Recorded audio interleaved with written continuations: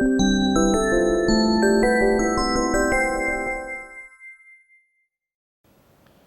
الله الرحمن الرحيم. النهارده ان شاء الله هنتكلم على مشكله مهمه جدا، هي مشكله الشخير وانقطاع التنفس اثناء النوم. وهو باختصار كده، هو ليه الشخير ده بيحصل؟ الشخير بيحصل هو ان المفروض تيار الهواء اما يخش من الانف ويوصل لحد الحنجره والقصبه الهوائيه، ان يكون مرور الهواء ما يكونش فيه حاجه او اي عائق موجود في سكه الهواء دي. فلو الهواء دخل بسهوله ووصل لحد الرئتين وخرج برضه بسهوله، ما بيحصلش اي مشكله بالنسبه لصدور صوت الشخير. لكن لو في اي عائق موجود في مجرى التنفس، سواء كان موجود في الانف او في الحلق او في الحنجره او في القصبه الهوائيه، بيبدا المريض يصدر صوت منه اثناء النوم مع صوت الشهيق والزفير وهكذا. المشكله بعد كده إن بتتطور ان النفس بيقف تماما، يعني بيحصل انقطاع تنفس اثناء النوم، ويبدا المريض وهو نايم يحس انه مخنوق، يصحى من النوم ياخد نفسه وينام تاني. طيب في ناس بتقول طب خلاص، ما هو ايه يعني بيصدر صوت؟ اولا الصوت ده ساعات بيبقى مزعج جدا للبارتنر بتاعه، اللي هو اللي نايم معاه في السرير، اذا كان زوجته او اولاده او كده.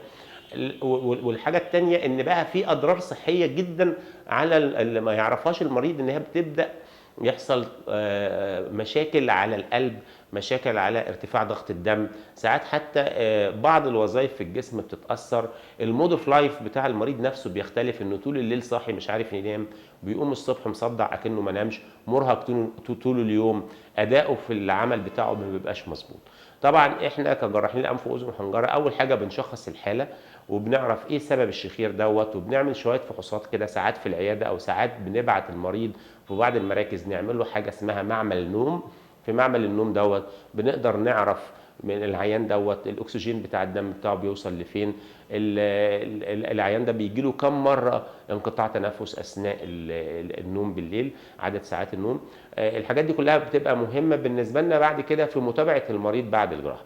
بعد ما بعرف بالظبط المشكله بتاعه المريض دي فين، هل هي في الانف، هل هي في الحلق، هل هي في اللسان، هل هي في الفك، هل هي في المنطقه بتاعه الحنجره ولسان المزمار وكده، بنقدر نشوف ايه الانسب طريقه نصلح بيها مشكله الشخير.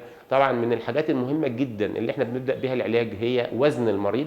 طبعا المريض الاوفر ويت اللي عنده سمنه، ده بيحصل تراكم للدهون في منطقه الرقبه والصدر والحجاب الحاجز، بتخلي التنفس بتاعه يبقى صعب جدا، ودي بتبقى سبب رئيسي في الشخير. وانا ما بقدرش المس عيان عنده زياده في الوزن الا لما بينزل الكيلوات الزياده ديت، عشان دي ممكن تكون هي بس ده الحل اللي محتاجه المريض، بيقلل الشخير بنسبه كبيره جدا. او لو انا هعمل له عمليه جراحيه، فنتيجه العمليه الجراحيه مش هتبان لو المريض ده عنده اوفر ويت او عنده وزن زياده.